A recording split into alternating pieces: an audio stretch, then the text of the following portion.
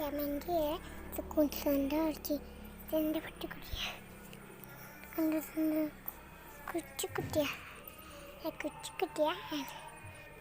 കുട്ടി പിന്നെ എന്നൊരു സേവൊക്കെ ഞാൻ എന്നെ വിളിക്കാനിലേക്ക് കശി പട്ടിക്കുട്ടിയുടെ കൂടെ മാത്രം ലൈക്ക് ചെയ്യാൻ മതി.